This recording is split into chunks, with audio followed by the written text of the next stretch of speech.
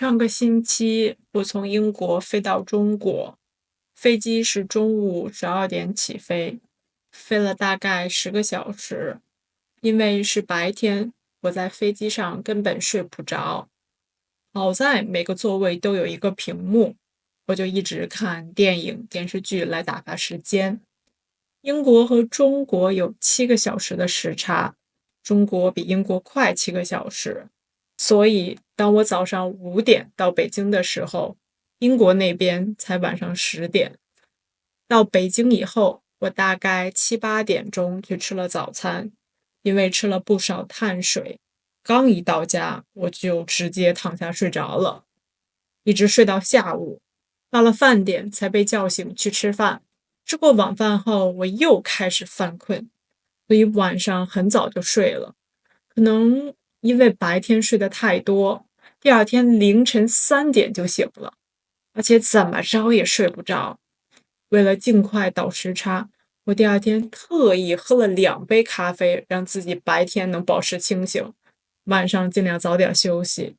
经过几天的调整，我的作息时间就慢慢恢复了正常。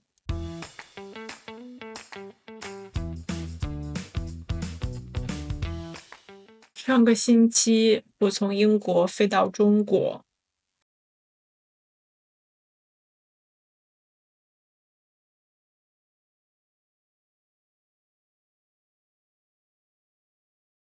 飞机是中午12点起飞，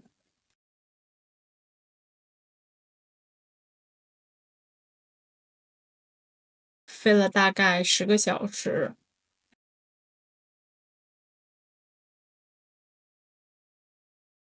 因为是白天，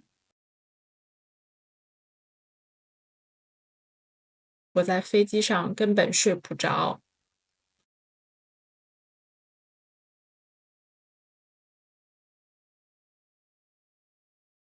好在每个座位都有一个屏幕，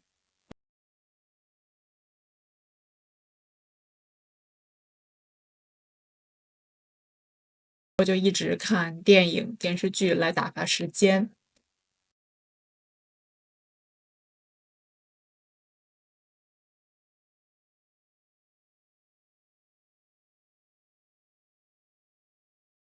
英国和中国有7个小时的时差，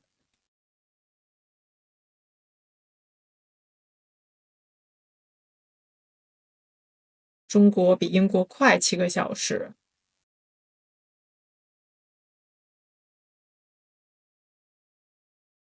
所以，当我早上5点到北京的时候，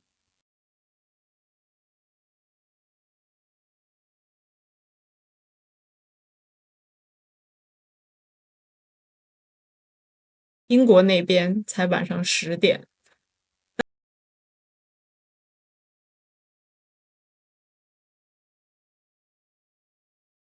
到北京以后，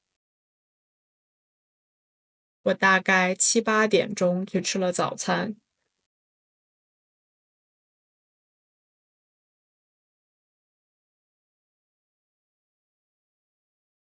因为吃了不少碳水。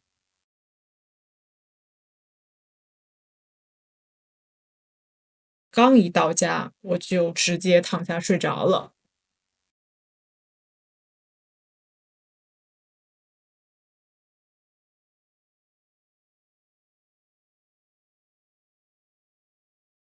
一直睡到下午。到了饭点才被叫醒去吃饭。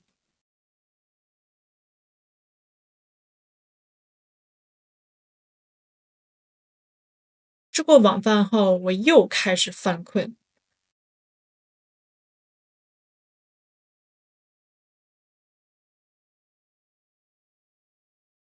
所以晚上很早就睡了。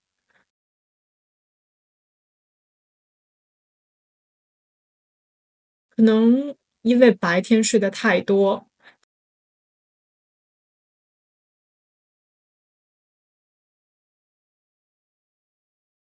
第二天凌晨3点就醒了，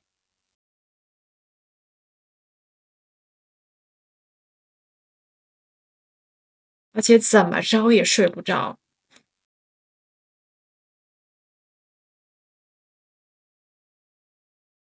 为了尽快倒时差，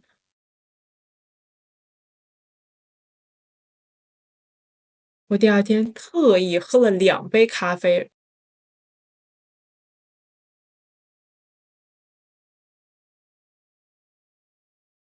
让自己白天能保持清醒。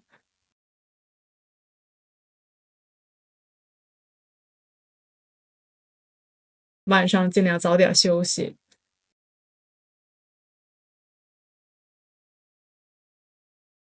经过几天的调整，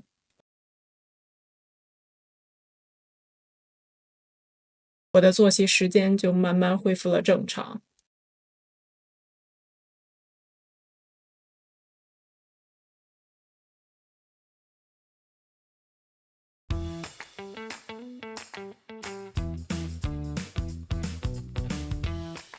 上个星期我从英国飞到中国，飞机是中午12点起飞，飞了大概10个小时。因为是白天，我在飞机上根本睡不着。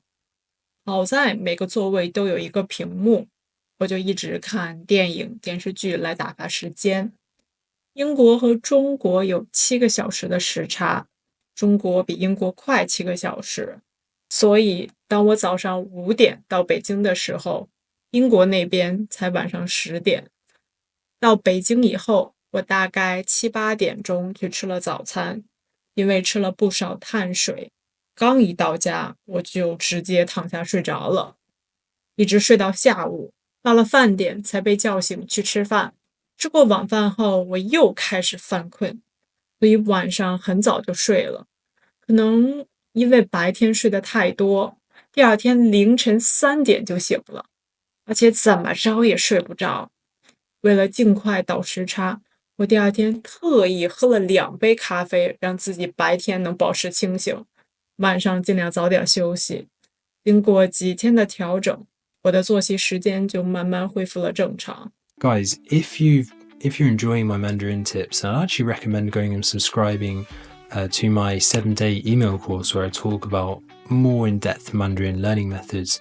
I'll also help you learn 80 key chunks, so 50 sentence starters and 30 sentence patterns that I think are really important for conversational Mandarin, with the help of 2 PDFs that I built and flashcards too. So if you're interested, go and check that out in the link in the description below, or scan the QR codes to go and sign up for that. I look forward to seeing you inside.